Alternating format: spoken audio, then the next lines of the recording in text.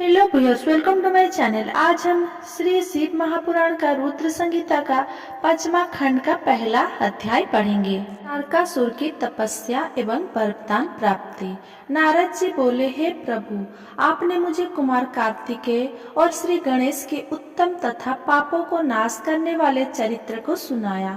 अब आप कृपा करके मुझे भगवान शिव के उस चरित्र को सुनाइए जिसमें उन्होंने देवताओं और इस पृथ्वी लोक के शत्रुओं, दुष्ट दानव और राक्षसों को लोकहितार्थ मार गिराया। साथ ही महादेव जी द्वारा एक ही बाण से तीनों नगरों में को एक साथ भस्म करने की कथा का भी वर्णन कीजिए। ब्रह्मा जी बोले, हे मुनिश्रेष्ठ नारद, बहुत समय पूर्व एक बार व्यास जी ने सनत कुमार से इस विषय में पूछा था। उस समय जो कथा उन्होंने बताई थी वही आज मैं तुम्हें बताता हूँ। जब देवताओं की रक्षार्थ भगवान शिव के पुत्र कार्तिकेय द्वारा तारकासुर का वध कर दिया गया, तब उसके तीनों पुत्र तारकाख्य, विद्युमाला माली और कमलाख्य को बहुत दुख हुआ। वे तीनों ही महान बलशाली, जितेंद्रिय, सत्यवादी, संयमी, वीर और साहसी थे, परंतु अपने पिता तारकासुर का वध देवताओं द्वारा होने के कारण उनके मन में देवताओं के लिए रोष उत्पन्न हो गया। तब उन तीनों ने अपना राजपाट त्याग कर मेरु पर्वत की एक गुफा में जाकर उत्तम तपस्या करनी शुरू कर दी। उन्होंने अपनी कठिन और उग्र तपस्या से मुझ ब्रह्मा को प्रसन्न कर लिया। मैं उन तीनों असुरों को वरदान देने के लिए मेरु पर्वत पर गया। वहां पहुंचकर मैंने तारकाख्य, विद्युन्माली और कमलाख्य से कहा कि हे महावीर दैत्यो, मैं तुम्हारी तपस्या से प्रसन्न हूँ। मांगो, मुझसे क्या मांगना चाहते हो, तुम्हारी मनोकामना मैं अवश्य पूरी करूंगा। मुझे बताओ कि किस वरदान की प्राप्ति हेतु तुम लोग ने इतना कठोर तप किया है। ब्रह्मा जी के ये वचन सुनकर उन तीनों तारक पुत्र को बड़ा संतोष हुआ। तब उन्होंने मेरे चरण में पड़कर प्रणाम किया और मेरा स्तवन करने लगे। तत्पश्चात वो बोले, हे देवेश, हे विधाता, यदि आप वाकई हम पर प्रसन्न हो तो हम अवश्य अवध्य होने का वरदान प्रदान कीजिए। कोई भी प्राणी हमारा वध करने में सक्षम ना हो और हम अजर अमर हो। हम चाहे तो किसी का भी वध कर सके। प्रभु, हमें यही वरदान दीजिए कि हम अपने शत्रुओं को मौत के घाट उतार सके और निर्भयता पूर्वक इस त्रिलोक में आनंद का अनुभव करते हुए विचरे, कोई हमारा बाल भी बांका ना कर सके। तारक पुत्र के ऐसे वचन सुनकर ब्रह्मा त्रिलोकीनाथ भक्त वत्सल भगवान शिव के चरणों का स्मरण करते हुए बोला, हे असुरों, निस्संदेह ही तुम्हारा इस उत्तम तपस्या ने मुझे बहुत प्रसन्न किया है, परंतु अमरत्व की प्राप्ति सभी को नहीं हो सकती। यह एक प्रकृति का नियम है। जो जन्म लेता है उसकी मृत्यु निश्चित है। अतः इसके अतिरिक्त कोई अन्य वर मांगो, मैं तुम्हें तुम्हारी इच्छित मृत्यु का वरदान दे सकता हूँ। तुम जिस प्रकार अपनी मृत्यु चाहोगी उसी प्रकार तुम्हारी मृत्यु होगी। मेरे इस प्रकार के वचन सुनकर तीनों तारक पुत्र कुछ देर के लिए सोच में डूब गए। तत्पश्चात वो बोले, भगवान, यद्यपि हम तीनों ही महान बलशाली है, फिर भी हमारे पास रहने का कोई ऐसा स्थान नहीं है जो पूर्णतया सुरक्षित हो और जिसमें शत्रु प्रवेश ना कर सके।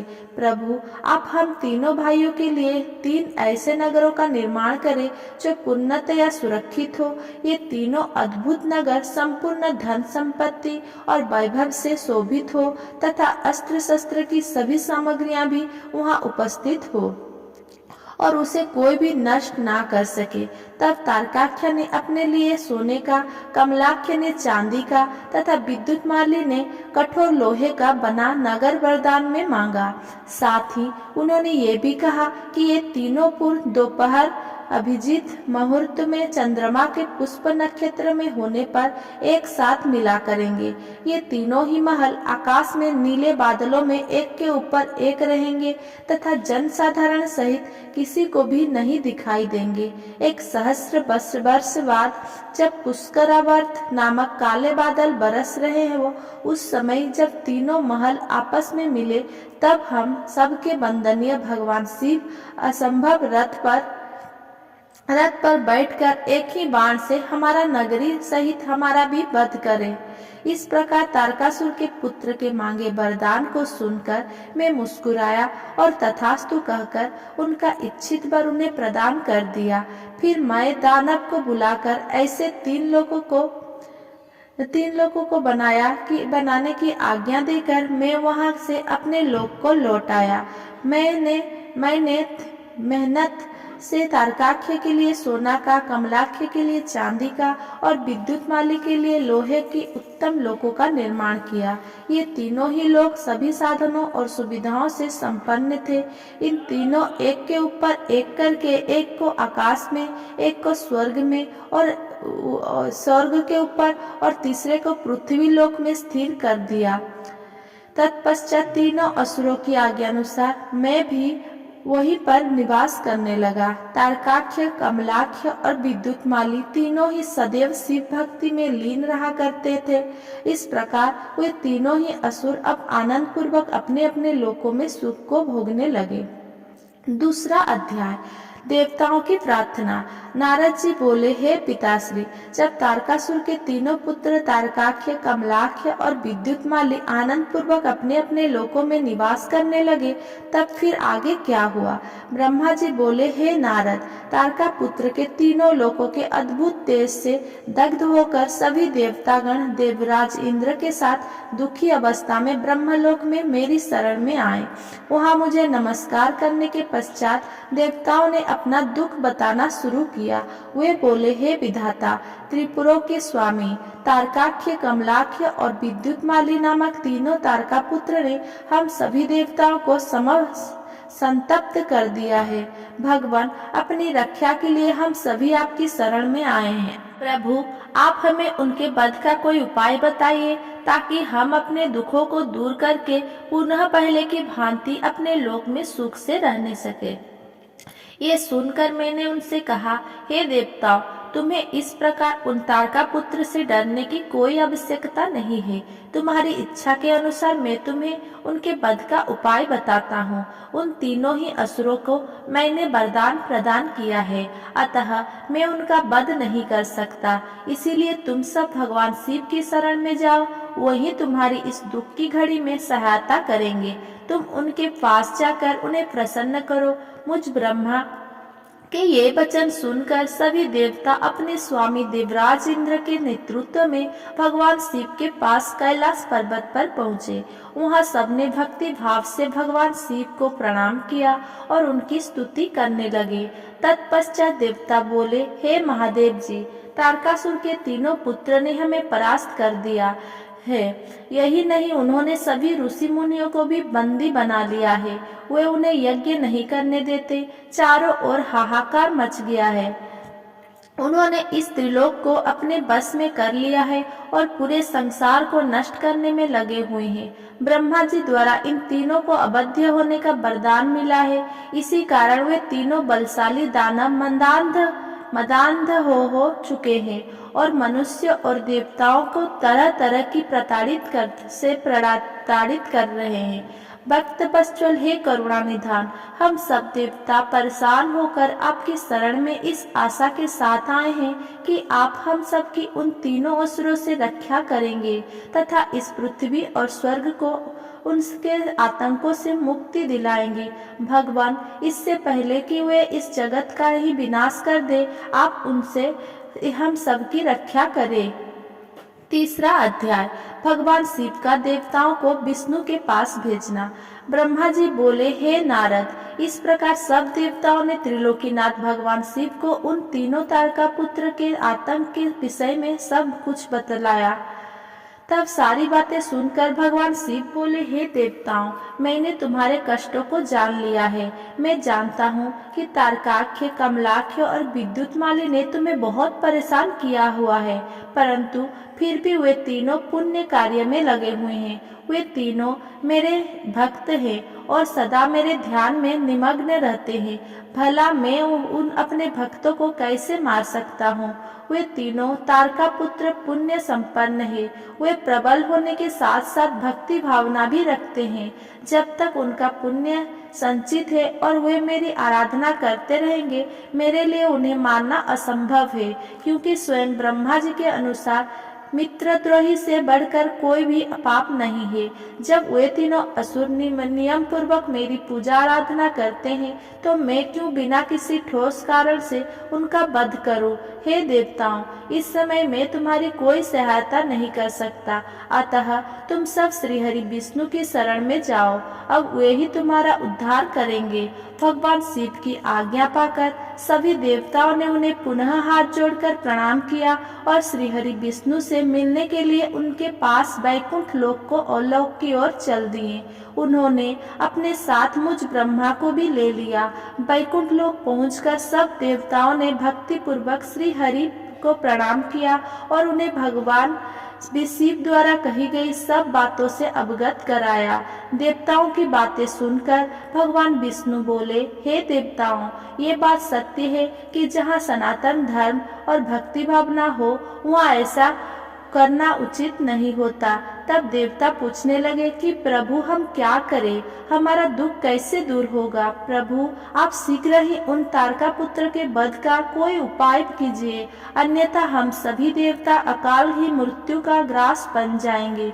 भगवान आप ऐसा उपाय कीजिए जिससे वे तीनों असुर सनातन धर्म से विमुख होकर अनाचार का रास्ता अपना ले, उनके वैदिक धर्म का नाश हो जाए और वे अपने इंद्रियों के बस में हो जाएं, वे दुराचारी हो जाए तथा उनके सभी शुभ आचरण समाप्त हो जाए। तब देवताओं की इस प्रार्थना को सुनकर भगवान श्रीहरि विष्णु एक पल को सोच में डूब गए।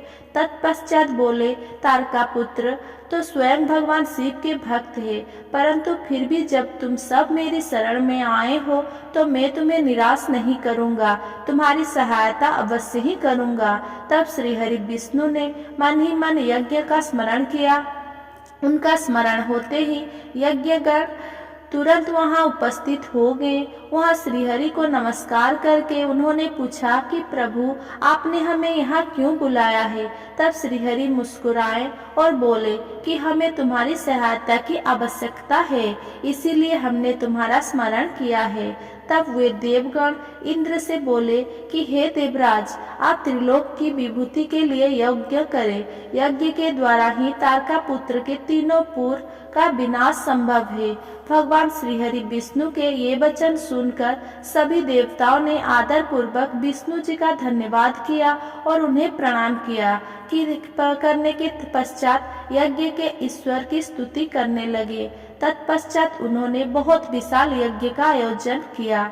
सविधि उन्होंने उत्तम यज्ञ भक्ति भावना से आरंभ किया। यज्ञ अग्नि प्रज्वलित हुई। यज्ञ पूर्ण होने पर उस यज्ञ कुंड से शूल शक्तिधारी विशाल काय हजारों भूतों का समुदाय निकल पड़ा।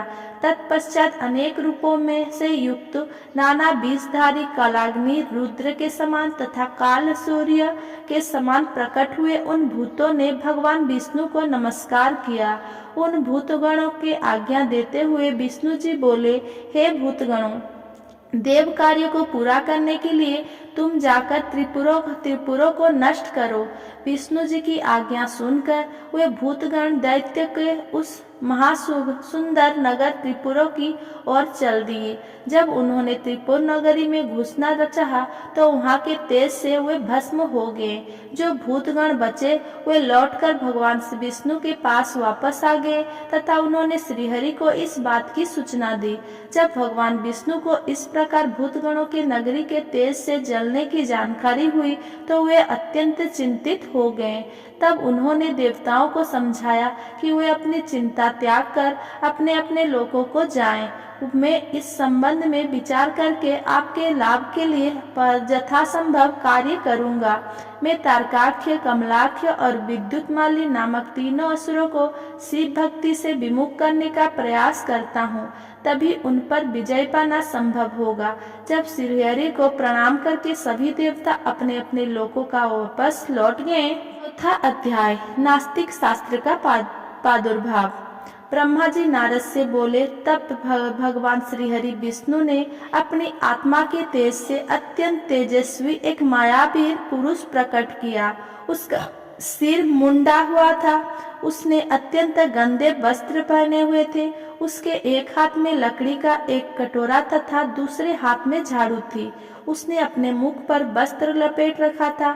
व्याकुल वाणी में उसने श्रीहरि को प्रणाम किया और पूछा, हे प्रभु, मेरी उत्पत्ति का क्या कारण है? भगवान, मैं क्या करूं? मैं कौन हूँ?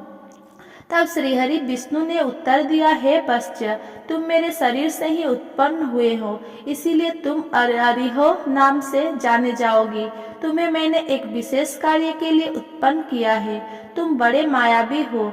तुम्हें एक ऐसी शास्त्र की रचना करनी है जिसमें 16,000 श्लोकों होंगे, जिसमें बाणाश्रम धर्म की जानकारी होगी तथा जिसमें अप्रभंश शब्द और कर्म विवाह की भी व्याख्या की गई होगी। विष्णु जी के इन वचनों को सुनकर अरिह ने उन्हें प्रणाम किया और बोला कि मेरे लिए अब क्या आज्ञा है। तब श्रीहरि ने उसे माया से रचित वह अद्भुत शास्त्र पढ़ाया, जिसका मूल यह था कि स्वर्ग और नरक सब यही है, उनका अलग से कोई भी अस्तित्व नहीं है। तब विष्णु ने अरिह को आज्ञा दी कि वो सब दैत्य को जाकर शास्त्र पढ़ाएं और उनकी बुद्धि का नाश करें। इस प्रकार यह शास्त्र पढ़कर त्रिपुरों में तमोगुण की बुद्धि होगी, जो उनके विनाश का कारण सिद्ध होगी। मेरी कृपा से तुम्हारे इस धर्म का विस्तार होगा। तत्पश्चात तुम मरुस्थल में निवास करना। तुम्हारा कार्य कलयुग आने पर ही पुनः आरंभ होगा। ऐसा कहकर श्रीहरि विष्णु अंतर्ध्यान हो गए। तब अरिह ने भगवान विष्णु की आज्ञा के अनुसार अपने अनेक शिष्य बनाए और उन्हें उसी मायामय शास्त्र की शिक्षा दी। विशेष रूप से उनके 4 शिष्य बने, जिनको उन्होंने कृषि, पत्ति, क्रिया और उपाध्याय नाम प्रदान किया। वे चारों शिष्य अपने गुरु के समान ही आचरण करने वाले थे। उनका एक ही धर्म था, पाखंड। वे नाक पर कपड़ा लपेटे गंदे वस्त्र धारण करके इधर उधर घूमते रहते थे। एक दिन अरिह अपने चारों शिष्यों को अपने साथ लेकर त्रिपुर नगर में चल दिए। वहां पहुंचकर उन्होंने अपनी माया फैलानी आरंभ की, परंतु भगवान शिव की कृपा से उस त्रिपुरी में उनकी माया का प्रभाव नहीं हो रहा था। तब उन्होंने व्याकुल होकर भगवान विष्णु का स्मरण किया। भगवान विष्णु ने अलौकिक गति से सभी बातें जान ली। भगवान शिव का ध्यान करते हुए विष्णु जी ने हे नारद, जब तब तुम्हारा स्मरण किया। अपने स्वामी के स्मरण करते ही तुम तत्काल उनकी सेवा में उपस्थित हो गए। उन्हें प्रणाम करके तुमने याद करने का कारण पूछा।